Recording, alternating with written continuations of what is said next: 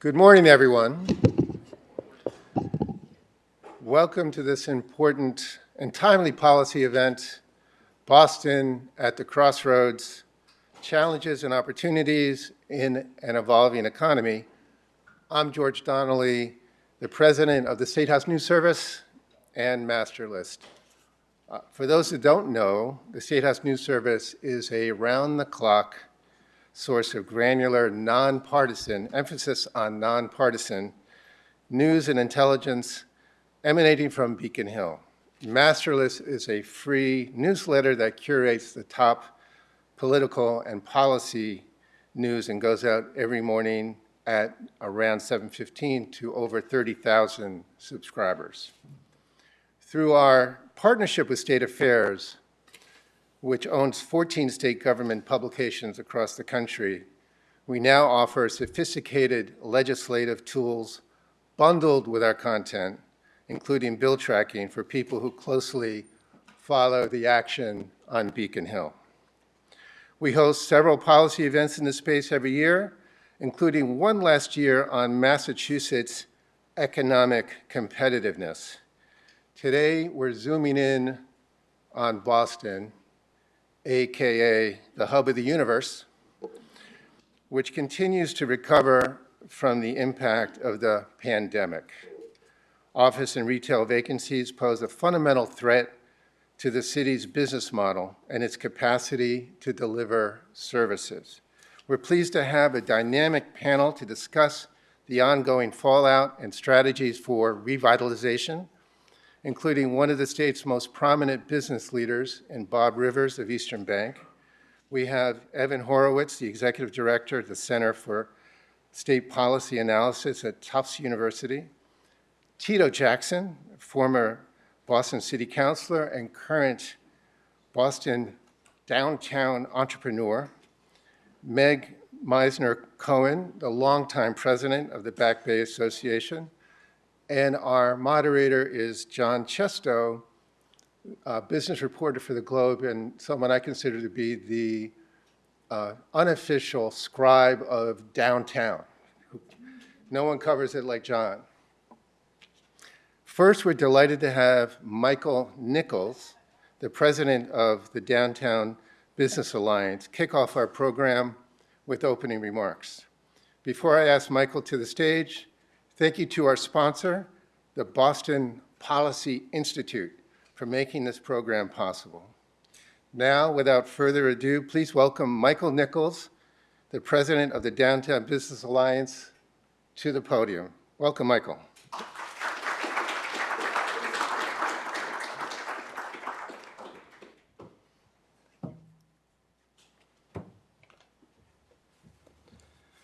Good morning, everyone, and welcome to Downtown Crossing, which may well be the most misunderstood place in the Commonwealth of Massachusetts.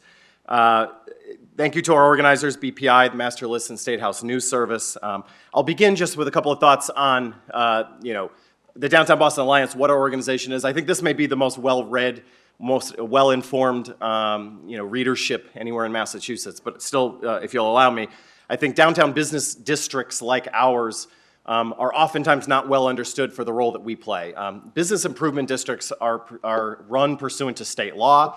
There are authorizations in state law, Chapter 40O, that allow a geographically contiguous group of commercial property owners to pool resources electively into an organization that helps look to take care of, enhance services over and above the capacity and funds available to a municipal government to support a place with the end goal of driving economic and real estate wealth. But really you only do that not just with something that's good for the buildings, for the property owners, but something that's good for the neighborhood. And so our organization is one of the oldest and by far the largest business improvement district in Massachusetts, one of the top 25 largest in the country. And we focus exclusively on the area of Downtown Crossing Center, very near to where we are today, along with most of the financial district and about half of Government Center and half of the theater district. We are blended with a subcontractor partner that many of you may have met, Yolanda, on your way in this morning, wearing all yellow. We're a blended organization of about 60 roles, working around the clock, 24 hours a day, 7 days a week, to look after this neighborhood. hand cleaning every street, 34 blocks, 100 acres, putting on art exhibitions, often with pink inflatable characters hanging off the side of buildings or creepy clowns in the middle of Washington Street. And we work to try and do anything that we believe drives interest in our downtown, foot traffic into this area, and promote a safe, welcoming, and hospitable environment. I've gotten a chance to lead this organization for the last 3 years as our second president, following in the very, very big footsteps of Rosemary Sansone. I think many of you know. Our job is to be boosters for the downtown. And yet, for this morning's purposes, it's fair to say that while we are boosters, we also have to be clear-eyed about the challenges that the downtown area faces. Our own fee, our own revenues are indexed to the value of downtown office buildings. And so because of that, we have to be quite sober in our analysis of what the future looks like for downtown. We care very much about much of the information that you'll talk about today, and have to react to the threat posed by the value of downtown office buildings. My two main messages for you this morning, and I'm really looking forward to the topics to be discussed by the panel, are that we did avoid the doom loop, were that to be a real thing, in our downtown. And nearly every measure that we're focused on today is trending positive for our downtown. But secondly, we still probably aren't built for what the new normal will be in downtown, in an urban American major city downtown or central business district. And it's our hope that there'll be continued work in that area to move us forward for what's coming next. So thought one, we avoided the doom loop.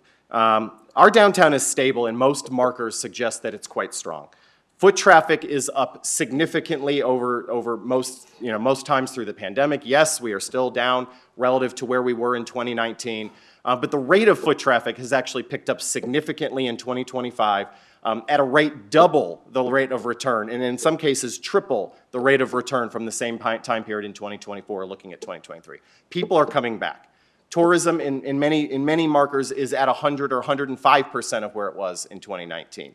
People are making elective visits into our downtown to shop, to dine, to go to school, to drop kids off at school, to spend their time, to take in art exhibitions and more. Foot traffic remains strong, and our office workers are returning. They're returning at higher numbers. Particularly younger office workers are frustrated with the experience of working out of small spaces, shared spaces, and are returning to their office in higher numbers. There are more mandates to come back from more companies within Boston's downtown and elsewhere, and we are seeing that along with new leasing activity, those expanding spaces in the downtown environment. And so the markers on foot traffic are good. The markers on retail are good. We have half the rate of retail vacancy today that we did 2 years ago. We're a district of roughly 500 storefronts. As many as 100, 125 were vacant 2.5 years ago at the low point after the pandemic. Today, when you walk through our downtown, you may not experience it because many of them sign leases and then take quite a long period of time before they get those doors open. So we know about them, we know what's coming. Sometimes it won't present as an occupied business, but there are only about 60 or 65 available storefronts in our downtown today from the 125 that were available 2.5 years ago. More businesses are coming. Washington Street in particular is our shining example. You can walk Washington Street from City Hall to Chinatown and back, and there are now only about 2 or 3 retail vacant storefronts that have not yet been leased, that do not have a pending business that will be open in the months ahead. On office space, finally, the positive story that we were looking for. We are now on our 4th consecutive quarter of positive absorption of the office space in just our service area, the downtown Boston Alliance service area, 4 quarters in a row after reaching a high in vacancy in the second quarter of 2024 at 28% of available space downtown. That number is still stubbornly slow in moving down. We're down to 26.1% today. But that's a 7% drop off of the 28% rate of vacancy that we had available in this district just about a year ago. Part of the reason for that is conversions, and it is a positive story on conversions. And while office to residential conversions gets the most attention and the most focus, our strategy, and I think the strategy of the property owners downtown and the strategy of every good city nationally, is an office to everything approach.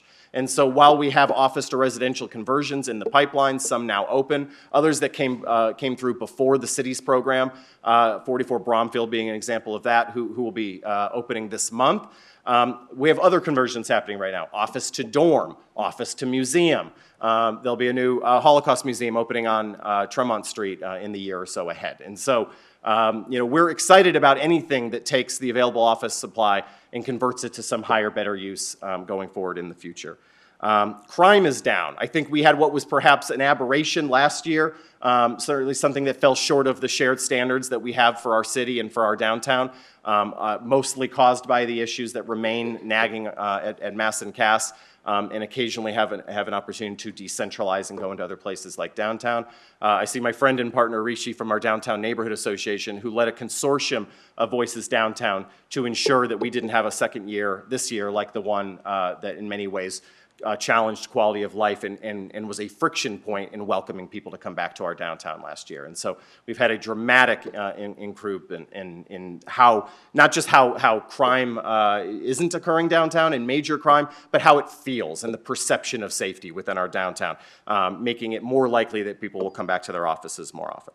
And then finally, I think one last marker of success that we're excited about is the recent adoption of Plan Downtown by the BPDA Board of Directors, which with, I think, one more vote next month, should finally allow for the type of real estate development that will take some of the significantly underloved and underutilized assets within our downtown and reposition them going forward for what we need most with a housing first strategy for our area. So, the phrase we use around the office is not boom loop, but doom loop. Or sorry, not doom loop, but boom loop for downtown Boston. It is going well. The markers are positive. If there is one area, though, if I'm not being completely Pollyanna about downtown that concerns us, it's certainly the value of building sales, the trading of building assets, what they're selling for relative to their last sale price, relative to their assessed value, how that may challenge city finances going forward.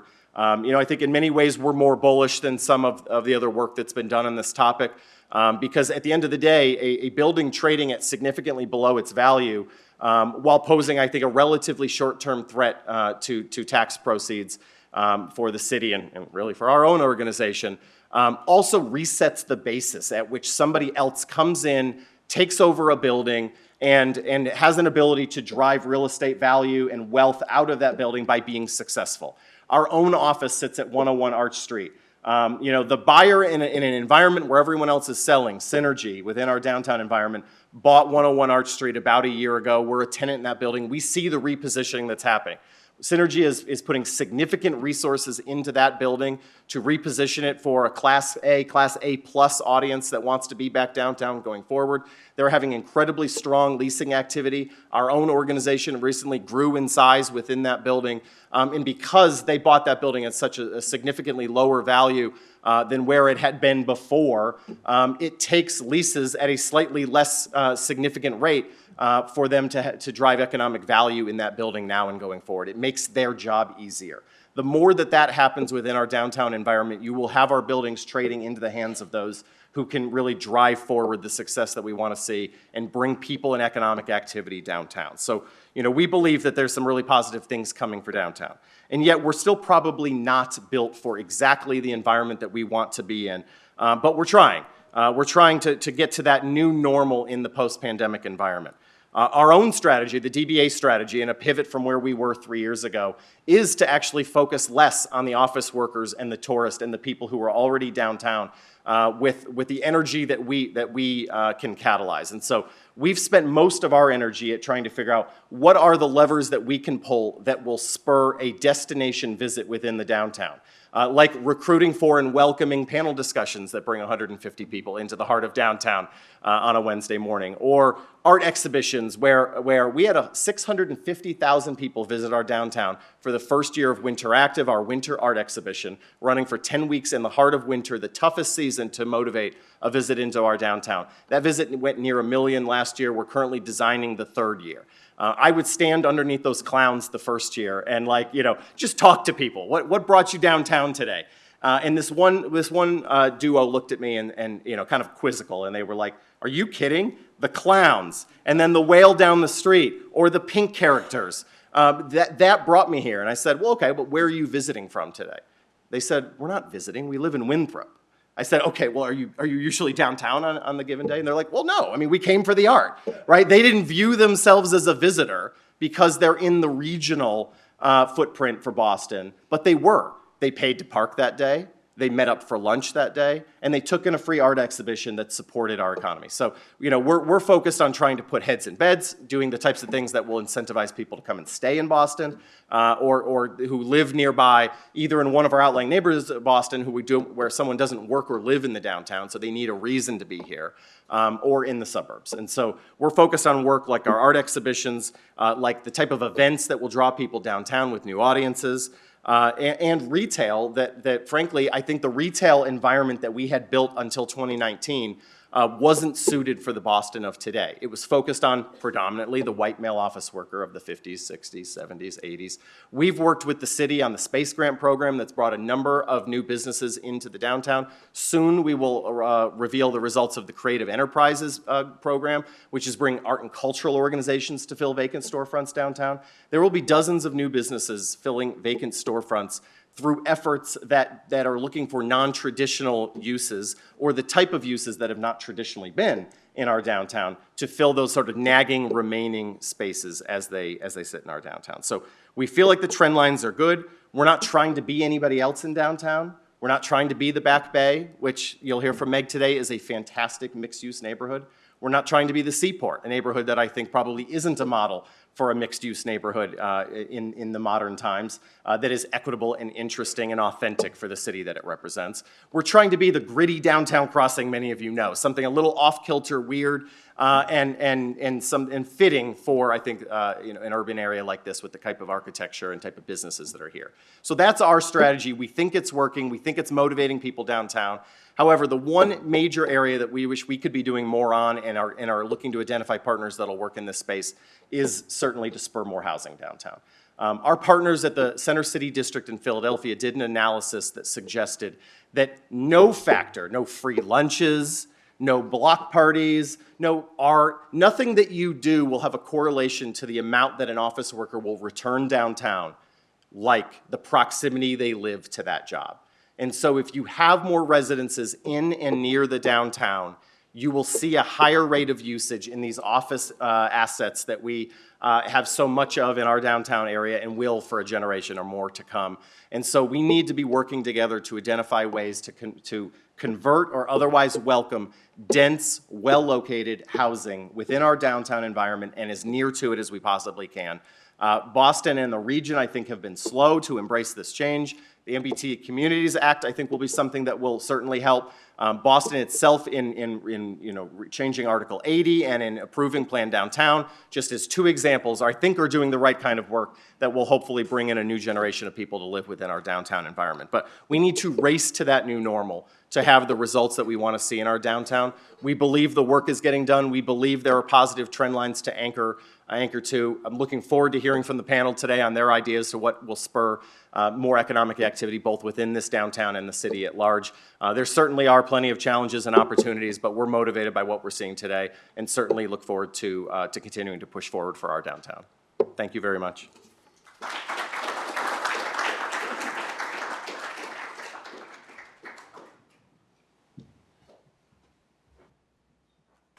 Terrific, Michael. Thank you so much. Now, would the panelists please come to the stage and just maybe save the middle chair for our moderator. As I mentioned, our panel is Bob Rivers, the Executive Chair, Eastern Bank, Evan Horowitz, Executive Director, Center for State Policy Analysis at Tufts University, Tito Jackson, former Boston City Councilor and current downtown business owner, Meg Mainzer-Cohen, the president of the Back Bay Association. You have to tell us where to sit. We can't. Oh no, you gotta. This is you can just leave the middle for John. That's all. So we probably want one more over here. Yeah. Anyone want to take the floor? Or close to the middle. Yeah, that's fine. Okay. It is. Okay, I just want to, it's a shower day. I just want to make sure that's just it's good to see you. Are you guys going to take a vote or something? We figured it out. Okay. Our moderator is Jon Chesto, business reporter at the Boston Globe. Jon, as you might imagine, is a man in demand. He has another event he's doing. So John, for you, hard stop at 10:10, and then I'm going to take the podium and do Q&A with the audience. Does that Yeah, work? thanks. That will All work right, for you me. got it? Okay. Appreciate it. The show is yours. All right. Thank you. First, thanks. Maybe give another round of applause for Michael Nichols. And I have to say, the one thing he didn't mention in terms of a metric of improvement in downtown is the places you can buy Diet Coke. And that has actually doubled as well. Someone who's pretty strongly addicted to the substance can tell you. So I'm happy to see the proliferation of retail downtown. We're going to talk about that, and we're going to talk about just the broader issues facing Boston in sort of a post-pandemic world where the return to office is not the same as it was. Foot traffic's not the same as it was, and I don't know if it'll ever be the same. So we have to kind of reinvent ourselves, and I'm lucky enough, George has already introduced them, to be on the stage with 4 people who are all have really great insight into this topic from their various vantage points. So I'm just going to dive right in with questions. Let's talk about the office vacancy rates right now. And I'm just going to go from Meg across. They are starting to fall slightly. I think even just stabilization. You heard it, that the downtown, which has been particularly struck by vacancies, is where we're sort of at 1 in 4 available space, which I believe includes stuff that's up for sublease. So that's actually an improvement. It's hard to believe that the lab market's actually doing worse. But are we going to see more improvements? And what does it mean for the city to have this kind of vacancy? Now we're at 4 or 5 years after COVID hit. And maybe we can start with Meg, who obviously watches this very closely in the Back Bay. And Back Bay has actually been doing much better in terms of vacancy than downtown. So, but tell me what you're seeing in that regard, both in your neighborhood and how it applies to the broader city. Well, I do have a certain vantage point, and that is as a resident of the city of Boston, but also having worked in both downtown Crossing, like in the Wayback Machine when Enchanted Village was still here, and for the last 25 years at the Back Bay Association. The Back Bay, I think my grandfather would say, suffers from an embarrassment of riches. And part of what Mike Nichols was talking about, the brilliant planning that went into the Back Bay, having to do with some of the most valuable homes, followed by a transition of Newbury Street from residential to commercial, followed by the brilliant genesis of the John Hancock Building, followed by the Prudential Center, or vice versa. I think the Prudential Center happened first. The retail mix that is surrounded by 2 important elements. One is the Frederick Law Olmsted Emerald Necklace, also the abundance of housing, has really led to a very successful commercial district. During the high times and also the low times, people like international investors would say, we come into the Back Bay and we look at property values and we see the values are maintained when other parts of the country and sometimes the city have gone down. So what I think about the Back Bay, and like Newbury Street has never had a lower vacancy rate. It's like almost less than 1%. What I think about a place like the Back Bay is that it has actually the ability, just like hotel rooms, the cost goes up as there are too many hotel guests, it creates compression. I think the city right now is encountering a lot of compression that maybe is part of Back Bay, is also downtown. I'm not sure as much about the seaport, but the neighborhoods have all, this is my last comment, benefited tremendously from what's the converse of what's happening in downtown, where the workers were working from home. They were in our neighborhood shopping districts, so the commercial value around in our neighborhoods has gotten stronger as well. So that's some of what we're seeing in the Back Bay, and we really support downtown and the efforts that Downtown Business Alliance is doing, because we know all of us benefit from a strong, vital downtown, whether it's Back Bay or downtown. Thanks, Meg. Tito, your business is on State Street, which has a few more vacancies than Newbury Street right now. I'm wondering if you could tell me, a little bit about what you're seeing in terms of how the office vacancies and how it applies to your business and how it applies to the area of the city where you opened up.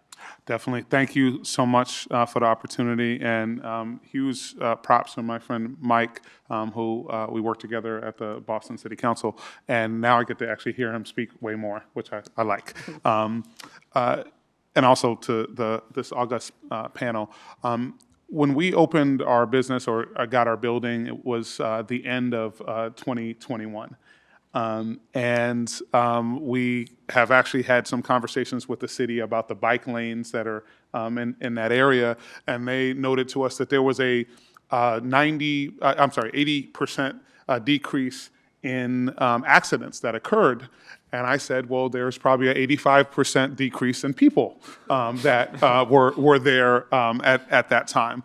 When I first got there, I could go to Bostonia and get a seat every single day at lunch in the prime places. I parked my car at 75 State Street. And now on Tuesday, Wednesday, and Thursday, when I come in after the gym, I'm actually on the 5th floor in the basement. In the beginning, you could be at the top floor right next to the elevator. And so there are some very real components now with people coming back to the city. And we are also seeing, last year, our cannabis business, Apex Noir Cannabis, we had a 50% increase in sales. And that's not because of your Diet Coke issues over there. We would like some conversion on that side. So I think there are some good signs relative to what's going on. I also think we do need to address, and as a business owner now, and I would be a much better city councilor, I'll be absolutely honest with you. One of the things that we definitely need to look at is what it takes to get a business open. We need to have expedited permitting in the city of Boston. We need to have a system that says if you don't get an answer in 60 days, it's a yes, which would motivate all of the folks to use these newfound things. And I know we speak about the area between Mass and Cass. There was something that was invented in that area that we don't necessarily use as much as we should in the city of Boston, which is the personal computer. When I was getting my all of the things signed off in the city, I literally had a piece of paper that had lots of coffee stains and the like that were on that. We need to expedite things there. In addition, I think we can do a better job at public, private, as well as university partnerships. We do kind of have an adversarial relationship in that regard. And I believe we could actually tie pilot funding to some of the metrics that Mike and Meg were talking about relative to how we can actually all kind of work together on that. So things are, and I would also note, I do want to give props to the Wu administration, especially for what I saw this summer. As a kid who used to break dance, not that well, but in downtown Boston, and used to get thrown off of the blocks, to see what Mike, Meg, and others have hosted in communities where Black and brown young people can feel like they are welcomed, like their culture is celebrated. And I would also note, as we talked about, like their dollar means something. When I was a kid back in the day, had a couple of dollars in my pocket, and a lot of times when I was downtown, when people were following me around in stores, and didn't make it feel like it was okay. I would also note, these are also the people who are going to bring back the downtown area. These are the young folks who are going to make it cool, because I used to think I'm cool, I'm not cool anymore. And they are also bringing economic vitality back to downtowns across the country and definitely in the city of Boston. So we need to lean in, not lean back on those issues. Thanks, Tito. That's great to hear. Evan has looked at the office values quite closely in Boston and has written a lot about it. Tell me a little bit more about what you're seeing and what it means for the future of Boston, and whether there's, things are going to improve, are improving, and going to improve. I mean, we know that vacancy is coming down, but properties are now trading, and they're at a much lower price than they were trading once before. Yeah, it's bad. More? Yeah, a little more than that. Okay. So it's funny, listening to Mike, I was trying to think in my head, because my perspective is rather different. And I think it's sort of a question of whether you look at the cup and you see that it's 7/8 empty or 1/8 full. And he sees 1/8 full, and I often see 7/8 empty. It is good that on a lot of the metrics where the city was in free fall, it is no longer in free fall. It has found a bottom. It has, as he said so far, avoided the doom loop scenario. And it's good to see metrics moving in the right direction. But there is one that has not hit bottom yet, and that is tax collections tied to assessments. There's a long delay on that. It's still falling. I'm still really worried about that particular thing. Now, partly that's because that's the thing I focus on, so, that's where the light is for me, so that's where I'm looking for trouble. But that process is still in maybe like the third or fourth inning, to switch from a glass metaphor to a baseball metaphor. Bob, I know you think a lot about this issue as well. We've talked about it over the years. Where do you think, we've obviously stabilized from a rent perspective. Is that, Evan says we're still not out of the woods. What do you think? Yeah, well, great to be here with you all. Thanks for being here today. I'm really glad that I'm not the only skunk at this lawn party. Folks, we've got to stop whistling through the graveyard on this thing. The title of this event, Boston at a Crossroads, was picked intentionally because we are at a crossroads. And yeah, there are trends moving in the right direction, but they're moving very slowly. This is not a time for incrementalism. It's a time for transformation and thinking about things differently. One thing I'll point out is you said rents are actually stabilized. They're not stabilized. Occupancy, vacancy aren't correlating with value. So for example, what you have is you'll have an office owner out there, and some of the highest ones in occupancy out there are barely cash flowing against their debt obligations. The places are rented out, but so many rent concessions, tenant improvement build-outs have been sacrificed that the owners of the building don't have the cash flow that they had before.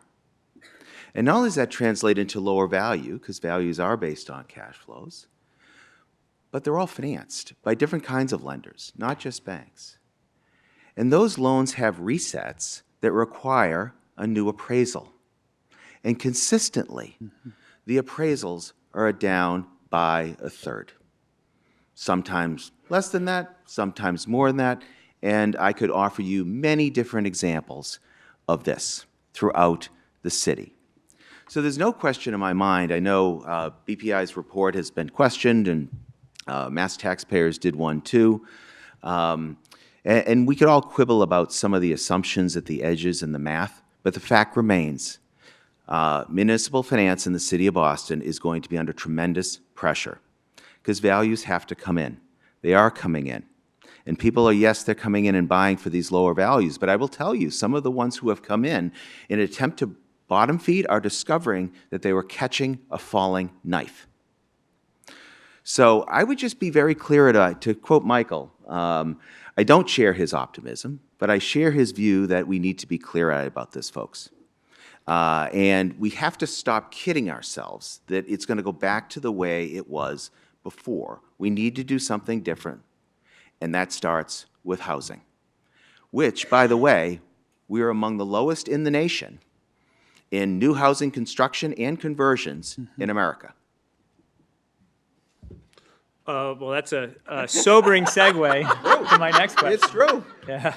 Let's talk about what we need to kind of turn things around downtown in particular. And I guess I'm going to just let you continue on housing. You know,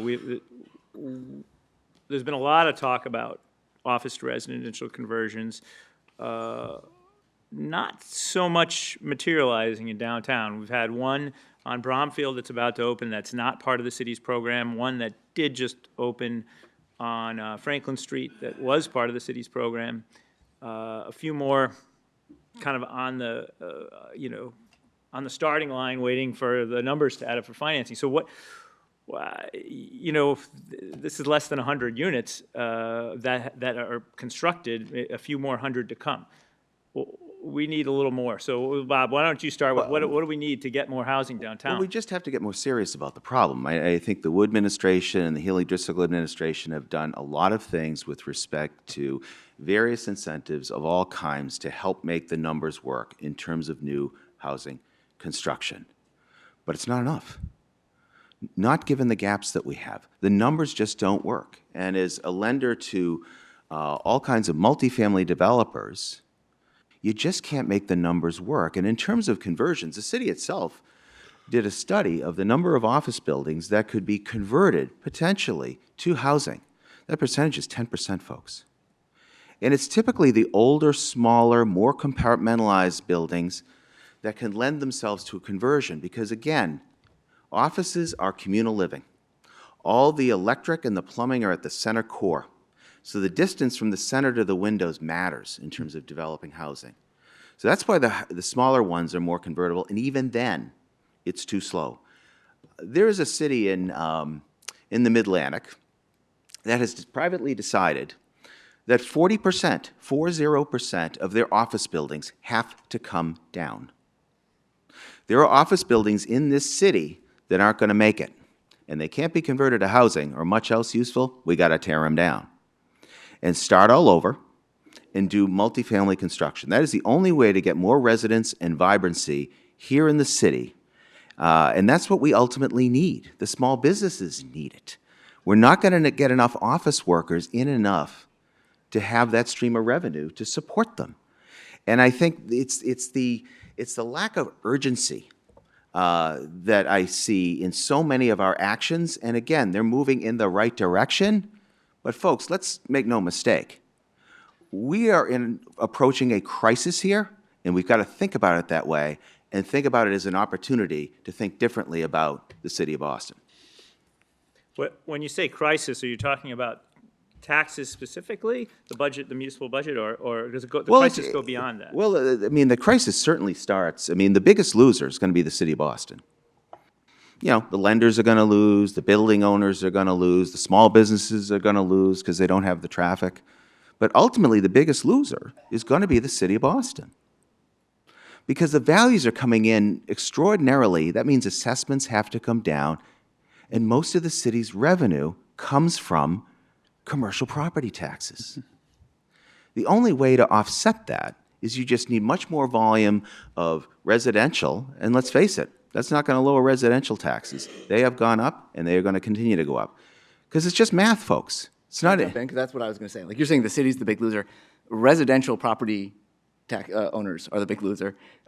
Because the city so far has said, we will not accept lower revenues. We are going to keep collecting the maximum amount of revenue we can keep collecting. And so they're not going to lose. They're going to keep collecting revenue. But somebody's paying that revenue. And it's not going to be the office building owners. They can't. Those buildings aren't valuable enough. So it's going to be homeowners. Yeah, and again, I'm a longtime friend of Michelle's and a fan. And this is not meant as a criticism of the Wu administration. It's a criticism of all of us. When we put narratives of how it's 1/8 full versus 7/8 empty, and we buy into that stuff, we feed the problem. We've got to stop doing that. Okay. So. No, I'm saying. I got you. No, and The 1/8 hope. The blind hope is part of the problem here. Meg, you can jump in. I hate to show my age, but I worked in downtown Crossing in the 90s. during the 90s, there was a very similar meltdown of commercial properties. And as a person very young in my career, I watched as there was a developer who took great pride in developing a building from the ground up. And I watched as, the building went up. I watched as he was so thrilled. I watched the architects, the planning of it. I was involved with the whole thing. Then I was at a forum sort of similar to this, where it was all about what was happening with the real estate market. And there was a banker there, the head of Fleet Bank. And I watched as the developers lined up to talk to the banker about what was happening where their properties were all going underwater. I then watched as this person who was the treasurer of the organization I worked for lost his building to the lenders because the building went underwater. I only tell you this story because it was so foundational about how I view the costs associated with commercial taxes and the fact that I think that the business community must work very, very closely with the Wu administration to find a way to make sure there's a full and complete understanding about what high commercial taxes can do to a city and to the development of business, especially where downtown is so sensitive. We have a location on Newbury Street. Starbucks used to be there. I think it's 165 Newbury Street. They're paying $60 a square foot in taxes right now. When you compare that metric to say other parts of the city where the commercial taxes are much lower, in many cases, taxes on Newbury Street are higher than the rents in many places of the city. These are things that we have to just look at and truly understand, and that's where the work of Evan, I think, is so important, because this is math. This is not really as much politics as really understanding how we can take one of the benefits of being around for a while is you're part of different economic cycles. And I've seen what worked, and I've also seen what doesn't work. And at the end of the day, if you load too many costs onto commercial properties, that makes the Christmas tree tip over sooner in what I think is an unintended consequence of some of how we're synthesizing some of this argument. I think it really is important to understand with bright eyes what's happening and how we can all work to prevent it. Peter, you wanted to say something? And it's interesting that the guy in cannabis is going to talk about the sobering component here. But I think also we do need to have to broaden this conversation. We do know that on the conversion program, there have been 16 approvals thus far for a total of 780 units, 142 income restricted, and around 21 buildings. I think my friend Bob hits on a really important point, is the gap there relative to the conversion of these large buildings that were not built for housing. And so I think there's some things that we can learn from the recent components. ARPA had an infusion of dollars that was from one-time gap funding. And to have a conversion gap fund, I think would be something that the city would benefit from. I also believe, as you're noting, time is not our friend here. And I once listened to NAOP when they presented to the council, and they said in Boston it's 40%, the soft costs are 40% higher.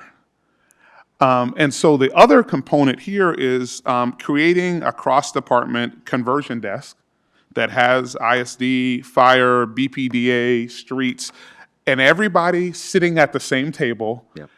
And frankly, making it so that folks who are actually there to build are able to build, versus walk around a facility and have to kind of figure out how things work. Squeezing that time out would also squeeze a lot of money out relative. And I know when I was permitting my building, what folks don't realize, and again, when I was on the council, I didn't realize this, the first of the month, when you have payroll and you have rent is the reason why I used to have all black hair and now I have gray hair, right? And so having that level of urgency is definitely critical. I also think we do have, I used to work for the state, the use of TIFs, tax increment financing, can be leveraged in this space. But I also think what Meg noted, we all have to come together, government and the business community, to have a real conversation. It can't be sets or a tribal component relative to this. We all rise or we all fall together. And so, and we can point those fingers as we're falling, but the ground is the ground in terms of where we would actually hit. So I think there's a lot that we can do together. I also don't want to leave out arts and culture as an important and critical industry. I remember when I was on the council and during economic downturn, folks were wanting to mess with the buskers who were in the middle of Faneuil Hall. They were the only reason why people were there. Yeah. There were businesses there, right? And hey, the dude who's flipping over the other dude, hey, you please flip more, Yeah, right? And so the other thing relative to that for me is we should actually have some kind of low-level activation components where folks who are getting permitting or the need for something like that, those folks should be able to come in and be able to get in within 15, 20 minutes relative to that. The other piece is also how do we convert, and I heard someone say it earlier, that first floor space, maybe we should give back some financial upside to the folks who are renting that for a lower rate. And there is some kind of play there. The ability for public, private, as well as our universities, as well as institutions to work together is going to be a critical component to the future and the savings that you're talking about. You know, Tito, I agree with a lot of what you said, and I think you highlighting the soft costs is a very important issue. Again, this is not a political issue. This got turned into some sort of political discussion and finger pointing. It is not. It is math, and I think we've got to reconcile ourselves with development is harder than it used to be, and the Wu administration's been really handed, just pardon the expression, a shit sandwich. I mean, they really have. I mean, you come into office right in the middle of COVID, and you're stuck with this intractable problem that's just massive, and it's hard. And what makes it hard is the math. So I think you've got to break, and what makes it even worse is materials costs are up, labor costs are up. There are certain factors. People are going to say interest rates are high. Look, let's ignore the 10 to 15 years when it was zero and look more longer. They're pretty normal, actually, folks. But be that as it may. You got to look at the stuff you can move, and it's in the soft costs. You know, you got to look at affordability requirements. You got to look at green requirements. You've got to look at other zoning and the speed of zoning. And I'm not saying you get rid of them, because they're all well-intended. And certainly we need much more affordable housing. But the best way we're going to get more affordable housing in the city of Boston is more supply. Straight up. And it does us no good if we put these barriers in place that restrict housing, which is evident it has in so many other things. So we've got to look at those things that we can control and come together, as you say, Tito, to figure out how do we make the math work. Yeah. Well, as a math guy, I guess I'm enjoying to talk about politics. I'll just say, I think that the fact that we're not going to have a competitive mayoral election is a problem for this conversation. We're nonpartisan. I'm not saying that, you know, I would have supported one person or the other. I'm saying that it would have raised the salience of these issues because there would have been open public debate, differences. It would have forced people to take positions on some of these complicated issues, and that's just not going to happen. And I think that probably impedes the ability of the city to make some of the necessary changes, independent of, who's running it. So I wonder how other people feel about what's going on there. Well, I ran for mayor. I remember. Yeah, okay, I'm glad you remember. And speaking of math, I got 29% with 350,000. Are you asking? And somebody else got, so I didn't spend 10 million. Is this a write-in campaign? No, well. I think we're seeing it happen now.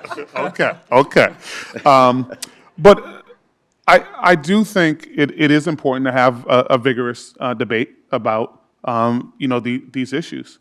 But I also think there is a component around your ability to bring forward the passion for the city and a knowledge base in the city that was difficult this go round. And I'll tell you, as someone who, again, we didn't have a lot of dough, we had a lot of passion though, and also I will also note the willingness to stay, right? And so it didn't have to be the way, and mind you, this is a choice that you're talking about, and it wasn't based on I didn't have a job when I left office, to my mom's chagrin. And folks would ask me about getting in the cannabis industry. My mom was happy I was not in her basement. But when it comes down to it, it is important to have a vigorous debate about what is the future of the city of Boston. The flip side of it is that we have an opportunity to actually, now that the debate is over, to go ahead and get together and do what's right. Because as you're noting with this math, and you're saying that we haven't hit the bottom yet, the question is, what are we doing to create a parachute? How are we loosening up funds? And by the way, one of the things that I don't think the city of Boston leverages enough, we actually keep money in the bank, right? Are we looking at our banking partners to say, because turns out that $4 billion and some change, it's gone up a lot since I was there, lives somewhere. Is the bank where that lives being leveraged for these components? And I think Bob brought up a really important point. A crisis is a terrible thing to waste. We're not going back to what it was like before. So what are the new things, new ways, and in fact, as a person of color, some of the new people who can be at the table that will kind of get us to the next level. I think that is another component that we have to think about. We live in a time where DEI and the like is being attacked, but that does not mean we should stop supporting minority and women-owned businesses that can scale, that also can hire, because one interesting things about these businesses is that generally, when I'm dealing with a woman-owned business, they hire women. I'm sorry, I know that's like kind of out there. And when I'm dealing with a minority-owned business, they actually hire folks, and oftentimes they pay more. And so these are opportunities that can happen, and that therein, the city's done some things here. The question also is, on the private sector, have we actually worked with our private sector partners to be able to do the same thing? Meg, I think you want to. I want to put out what I would call is more of a moonshot concept. And that is, the city of Boston did a massive study of the capacity of air rights. The city indicated these different parcels, and I was part of many of the processes that had to do with planning and development in some cases.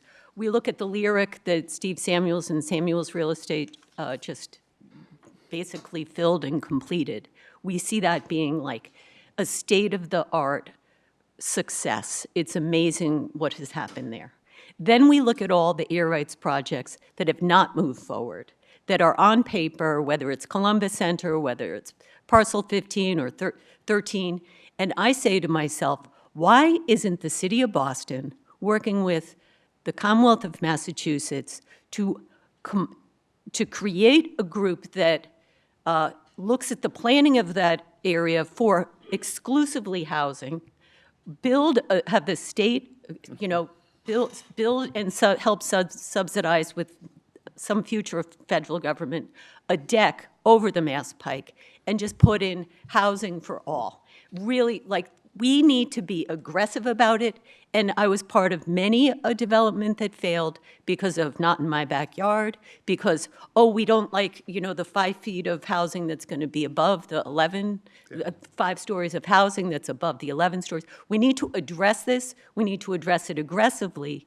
but when I look at the success of some of what's happened with the air rights projects, I say, you have housing, it's right downtown, it's right near all the jobs, it's right near public transportation, it's where people want to live. Where people want to live close to downtown, there's the air rights over in Chinatown. Where people want to live close to Back Bay or the South End, there's the Columbus Center project as it bleeds into Fenway.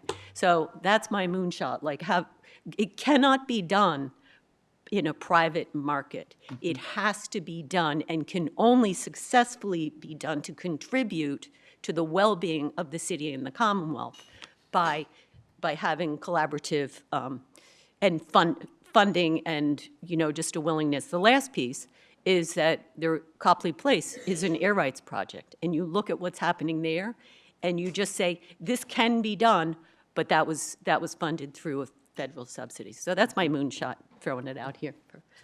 Would you cut them?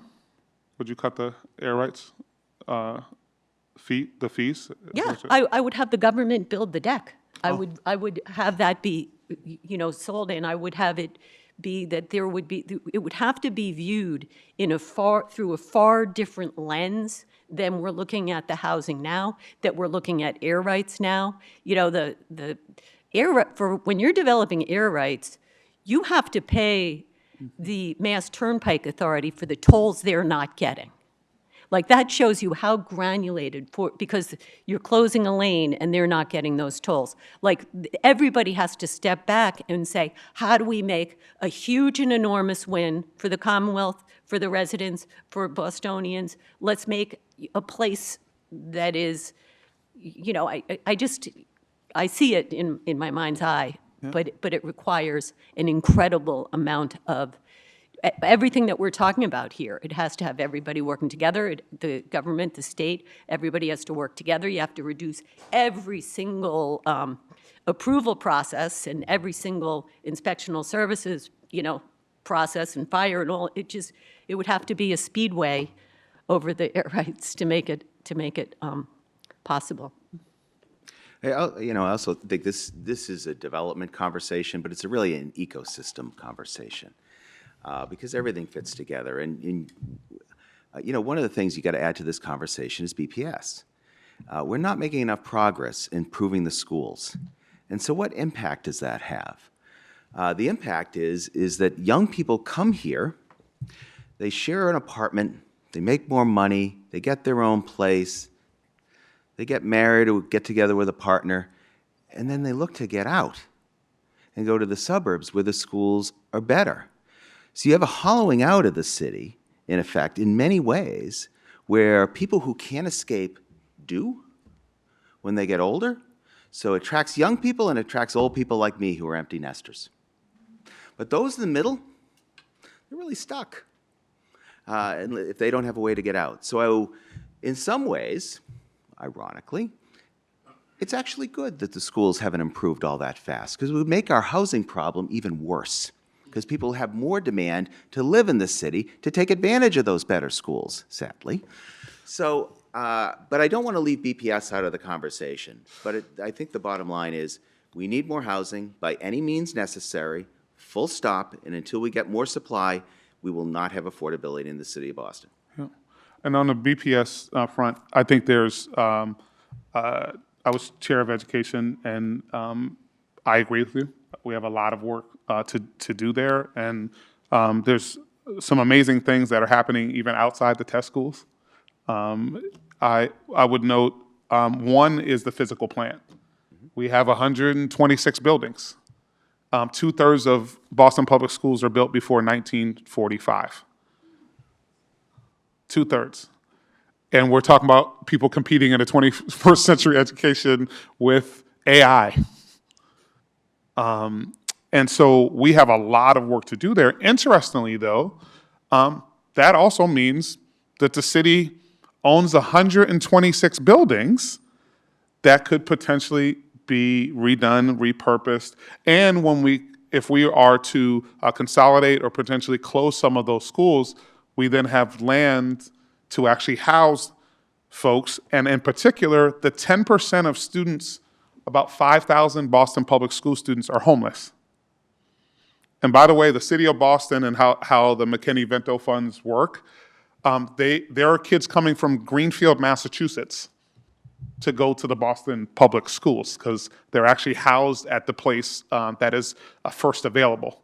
And that money comes from the Boston public school budget.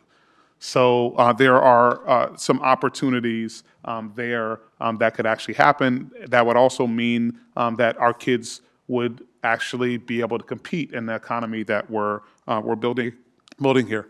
I don't have a moonshot, I have like a bank shot. Prefabrication of buildings, modular housing, that we could even do within a union setting. But the piece is, it's really interesting. We build housing, my house was built in 1905. We basically build houses the same way. We don't build cars the same way though. Everything that is, and one of the reasons why we're having some of the issues is because in the country right now is because the supply chain is being messed up, but you actually prefabricate cars. One of the things that we could do, and this could be in Cleveland, they were able to do this, working with the Cleveland Foundation, the universities and the like, they actually have been working on building a kind of prefabricated plant that also creates jobs and also creates housing at a lower rate. Because the other component here is around, and friend Richard Taylor likes to tell me, a 2x4 in Roxbury costs the same as a 2x4 for the seaport, right? And so, but in terms of the actual cost of housing, you're not actually able to get the exact same. So there's a lot of work that we can do there. Yeah. Can I just talk, I guess, a little bit about timeframes, because I think it's worth thinking about that. You know, a plan to build the infrastructure to make prefab housing work is a 10 to 20-year plan. A plan to tear down buildings and office buildings and rebuild as multifamily is a 5 to 20-year plan. Some of these things we need to do, and we need to acknowledge that they're going to take decades. Mm-hmm. Other things are going to take less time. So the playing out of the tax policy problem is probably a 3 to 5 year thing. That still takes some time. But then there's stuff that's just going to happen in the next 6 months, some of which we know, some of which we don't know. One is like what's going on with the broader economy. There's just a tremendous amount of uncertainty, and everybody likes to say that the stock market isn't the economy, but right now the stock market is the economy.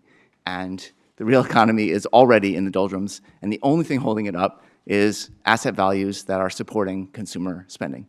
And I have no idea how long that can continue, but that's probably something we learn in the next 6 months and has major effects on the economy locally. And the other thing is, if I had to predict the future, I think we're going to get a Groundhog Day debate about tax policy. The exact same debate we had last year. Can we shift tax rates from residents onto businesses?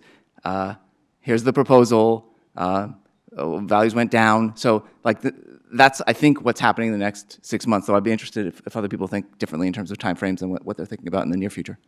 Yeah, I was going to bring that one up, Evan. I'm not surprised you brought it up, but I sat next to you all those years. I learned something, I wanted to hear from everyone on the panel. This will be coming up. I mean, I was with the mayor on Monday at the chamber, and she sort of subtly laid the groundwork for another push on the tax classification. And I know that we've got people here on the panel that are more aligned with business interests, but it's important to hear what kind of impact a shift might have on the city's recovery. I guess I'd just start with Bob, but I'd love to hear what Tito and Meg have to say too. It's going to come back. She's trying to get it through the legislature. The legislature is going to want to hear from people like the people on this stage about what it means for bringing back Boston. Yeah, it's again, nothing happens in a vacuum, and the irony of it is that the fact that the abatement process is not fully functioning ultimately took away the support to raise commercial property taxes. Because commercial property taxes, per the measure of assessments, isn't falling in the ways it is in the real market. So what that means is, when the DOR report comes out, it says, doesn't look like we have a problem here. Why do we need to raise taxes? It's ironic, isn't it? But I'll tell you, commercial property tax raising is not the answer, folks. It's going to make the problem worse. And I'll just walk you through the math. If you're a buyer and you come into this city, and several have, and in some cases caught the falling knife, you've bought that building for a lower price. You've also reconciled yourself to lower rents or having to give concessions. But the tax bill hasn't changed that much at all. So what that does is further drives down values because it discourages people to follow your path and say, gee, I'm not going to get that relief, so I got to price it into the value. Then I'm going to be paying these taxes based on the old assessment, which is significantly higher than the one pre-pandemic. And I got to bring that into my math. Drives values down. So I don't think it's the answer. It's an easy answer. In a lot of ways. But it is only going to make the problem worse, folks. And so I highly discourage it. There are no easy answers here. This is a long time frame to resolve it. But we all need to come together. The demonization of business is not healthy.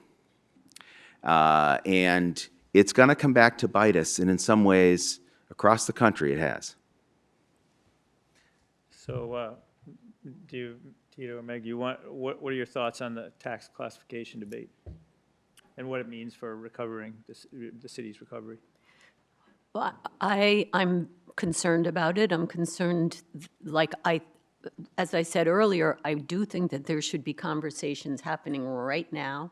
I think we should all be looking at what the data is and sort of agreeing on the data set that people are focusing on.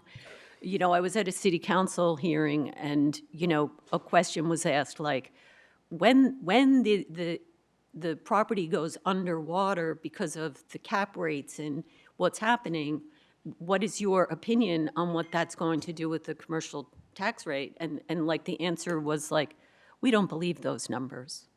And that's where I get concerned about, what are we really talking about and what do we really need to fix the problem?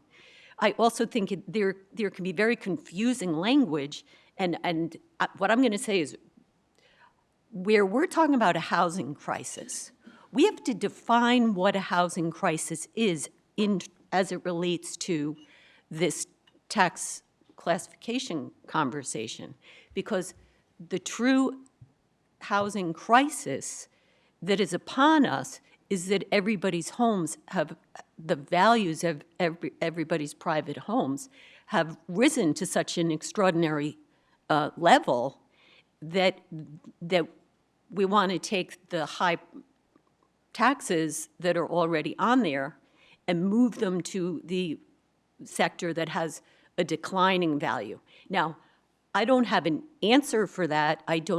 But I do think that we need, the crisis is that we don't have enough housing. One of the results of that is that the value of the real estate, the premium of the residential housing has gone way up. And I think that really really breaking it down into the different buckets and understanding, does every person who owns housing in the city of Boston, no matter what the value, we're all talking about luxury housing and there wasn't enough workforce housing, is that the answer, or are there other ways to look at the problem, is really? Sorry to come up here like a shadow. John has an appointment elsewhere, actually, speaking of Boston and density, it's in Longwood, right? So good luck getting there, sir. Can't quite figure out the fastest way to get Take a there. bike. There's some helicopter pads over there. Can we give John a round of applause as he,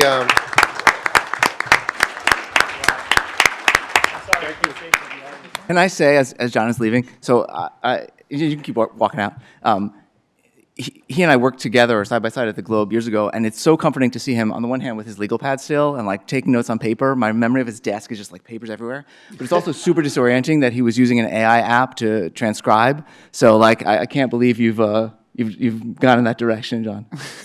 Yeah. thanks again, John. Thanks, John. Good to see you. We want to turn to and give the audience a chance to ask questions. I do have a mic here. I can run out and I can be like the Price is Right kind of thing and go out. But I want to start with a question, really pivoting off a remark that Bob made about urgency and a lack of urgency. And so when we frame this problem, and we see sort of this slow-moving freight train about to crash into something, right? Where do we find more urgency, in your opinion? And what are the missing components that are not making this more of an issue? I think the things that mitigate the necessary urgency in these matters and others is human nature. We all want to go along to get along. We don't want to say anything that pisses somebody off. We don't want to get ourselves in trouble in the newspapers or with our electeds. So we show up and we give platitudes and we focus on the things that are going well, even though they're not going well fast enough or significant enough. And we ignore the stuff that really needs to be addressed. And that is not just here in the city of Boston. This is across America. And I think that is, George, in essence, the problem. And like in so many things in our country today, we got to start speaking up, calling it like it is, and being honest about the facts. But just to follow up on that, who to speak out? I mean, I'm like, where's the power centers that come from that could help mitigate some kind of change? I think it comes from all of us. I think it comes from all of us, George. I don't think it's going to come from one sector, one person, or another.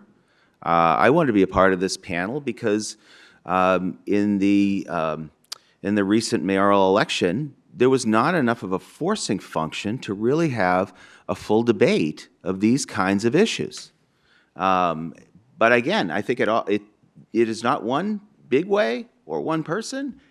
It's lots of little ways and lots of people. Questions to the audience? You have that on. Good morning. I really enjoyed this panel. I came to Boston when Kevin White was mayor, and there used to be an organization informally called The Vault, and I think it still exists. Mm-hmm. Why don't they get involved? Are you in The Vault? No. If you were, could you say so? Why don't they step up? The members are all on a public and website, help- so you can figure out who they are. help the government officials who are struggling with these issues, because unfortunately, I believe that when they get elected, they're starting to plan their reelection. And somebody else has to deal with the hard issues, and the business community, I think, needs to step up now rather than being on the sidelines. What do you folks think about that? Well, representing the business community, or part of the business community, as it were, I've thought a lot about this question. And I think you have to think about what was the Vault 30 years ago. And the Vault was comprised of companies that were not only headquartered here, but almost entirely here. Today, the Vault is comprised of companies that are headquartered here, but their leaders may not be here, or they have operations in other places. So as a result, you have a hollowing out of the business community in this respect.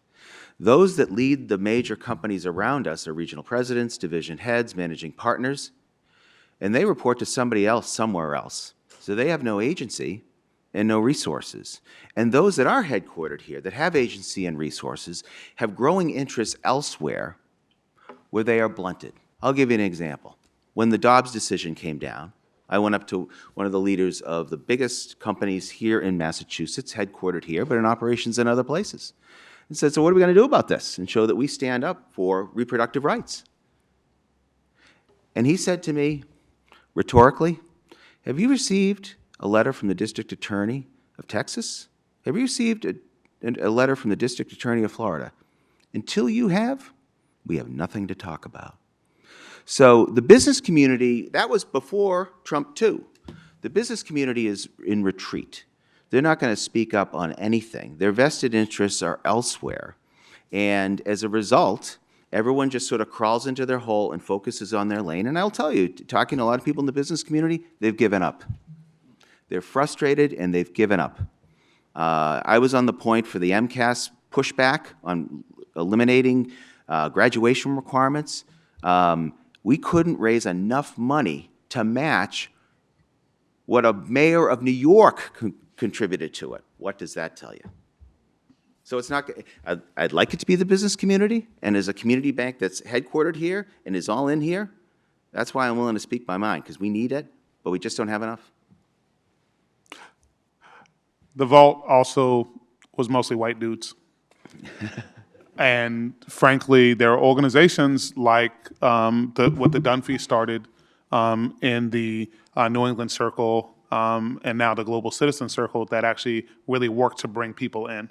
So the other component that is missing, and this is also an area, and I want to give you props, Bob, for not retreating on this. Diversity, equity, and inclusion is not a platitude. If you don't actually, and by the way, the data shows when there's more women on your board, your company actually does better. When there's people of color on your board, your company actually does better. And so we are also at a time when those who have the most, when I see Skadden, who is supposed to be, I'm not a lawyer, it's supposed to be the best of the best in lawyers, and they get sued by the federal government and they don't fight. When I see organizations that have literally the most money that don't have the spine or backbone to actually step forward and actually push back, as noted, there's not a profile and courage there, and it is going to be local, smaller businesses who, by the way, we're not going anywhere. That's right.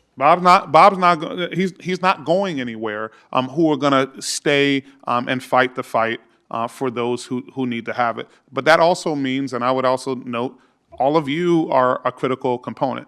You don't need to have a title. You don't need to get elected. And actually, many of the most important people in our history have not had titles and weren't elected to anything, thank God. And they were actually able to make transformative change. Mm-hmm. And so I think that's another component that we need to think about. Tito, can I ask you a question? What's that? Can I ask about how you see the city council playing a role here? Because I'm often surprised that they don't want to take on more of a kind of active legislative role. They could be a group that is forcing this debate, about their dynamics. I'm interested. So I believe the city council is a very relevant component. I believe that oftentimes folks in the press, present company, I like y'all too, but and others really diminish what the council does. It is to me, and I will also break down, I was a district councilor, and we are the closest, when there's a cut, all due respect to my homegirl, Yana Presley, and the folks who are in DC, when something gets cut, they're at my office, or they were at my office, based on the issues that are there. So I believe the city council can be transformative in these conversations. But also what you're talking about, because I hear you talk about the cuts that should happen inside City Hall. And these are real people that we're talking about. And the reality is that means our budget in the city is about 50% education, right? So if we're talking about cuts, and we're also folks like Bob who are really great with numbers, these are going to be proportional cuts and the like. When we're saying, hey, we want the Boston Public Schools to be better, and then we're also talking about letting the air out of the tires, that becomes a very difficult conversation. So I think there are important conversations that can happen at the city council level. I would also ask that those in the press give city councilors an opportunity to actually be heard. I see you, Allison. To actually have a voice in that conversation. Oftentimes, their voice is diminished and is behind. And this is not actually to our current mayor, but just mayors in general. That voice is larger. Questions? Greg, you want to pick somebody? Thank you, and I wanted to thank the panel as well. You guys are awesome. This is more of a question, I guess, for what I'll call the math half of the panel over on this side. We do know math. About interest rate. I mean, you guys can feel free to answer too. I have numbers. I have numbers. About interest rates. I was inspired in this conversation by a previous conference I went to back in college. I was very into the international development sphere. And lots of African countries are dealing with very similar questions to what the city of Boston is dealing with in terms of how do we spur development in business? How do we lower prices for real estate developers and business owners? And one solution, a very innovative short-term solution, was to try to reduce interest rates through lowering the liquidity premium that is on interest rates. So I guess brief background for other people. So interest rates, you can roughly break down their pricing into like the fundamentals of the business or the country in the case of African countries. Then the liquidity premium, right? It sucks to tie up your money for 30 years to build a big office building skyscraper, so I'm going to charge a little bit extra because I can't do stuff with my money in the meantime. And then maybe other factors like discrimination. Let's say there's like redlining, right? Like that causes other price changes as well. Liz Truss, the British Prime Minister who lasted less time than a head of lettuce, basically that big economic crisis was all these people, they had their investments tied up and they wanted to liquidate them. And normally the process is there's like firms that do that for you, but they charge a haircut of like, I don't know, 5%. What the British government ended up doing was just not charging that haircut on the liquidation of investments. And that's what averted their huge financial meltdown. Well, Bob, do you want to talk about the relationship between gilts and local interest rates? But yeah, I guess I was curious more on like maybe the city of Boston could employ some sort of method to help reduce prices for loans for developers by taking on some of the risk that developers might face using that sort of large money in the bank sort of idea. I guess, what are your thoughts on that? Maybe this is a very juvenile, understanding of how interest rates work at the local level, but I just guess wanted to hear your thoughts on that. There's a lot to break down there. Interest rates aren't the problem. In fact, one of the ways in which banks make affordability worse is trying to make homes more affordable. We do it too. Discounted interest programs so people can get into homes. Buying down closing costs.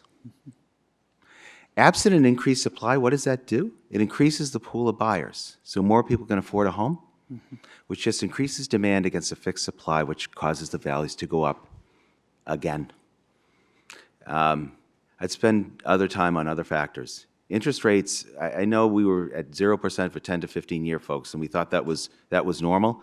Look at history. It was abnormal. My father took out a mortgage in Stoughton, Massachusetts in 1968 for 6 3/4%, and he was damn happy to have it.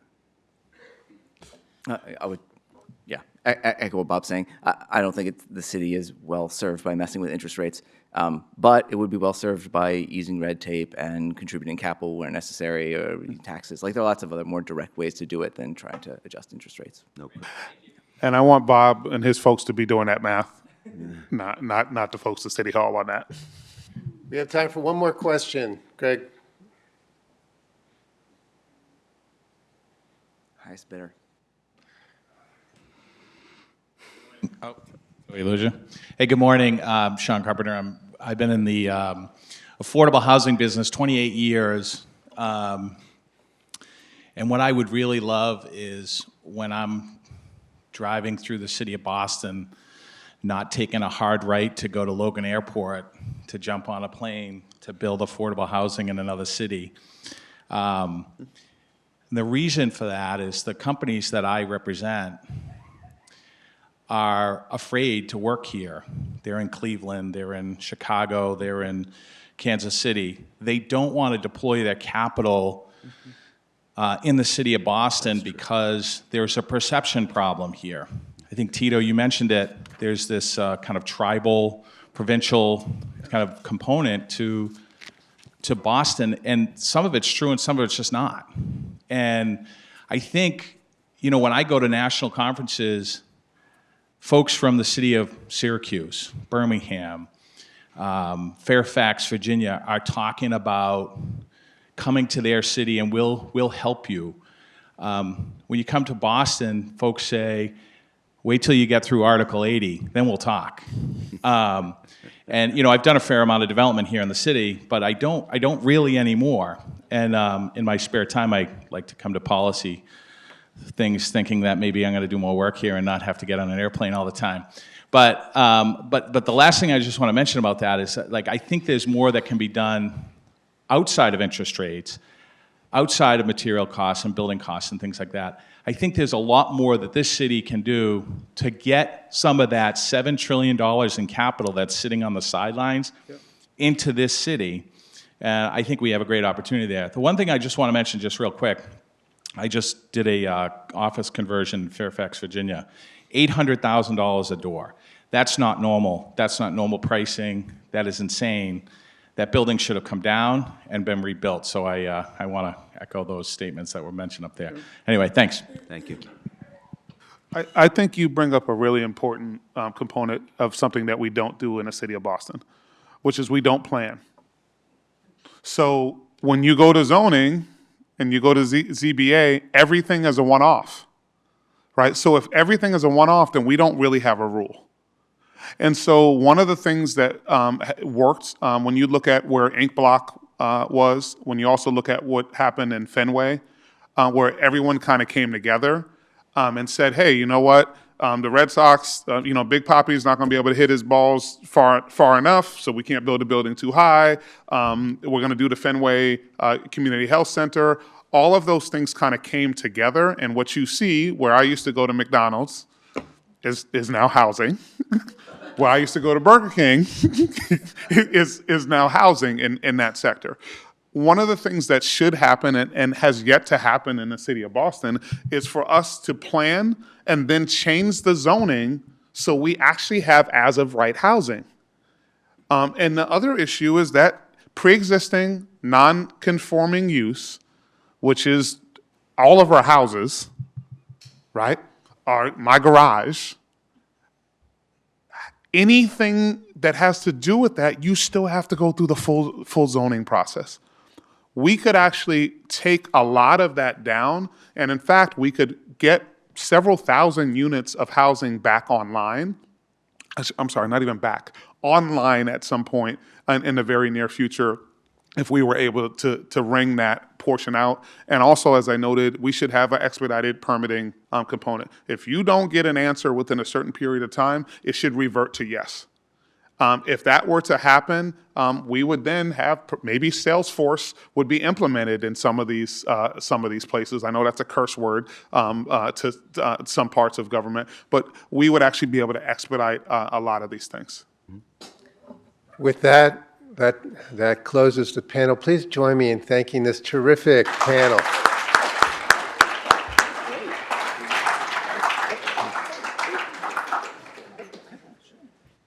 I appreciate that. Tom Ford only where's the...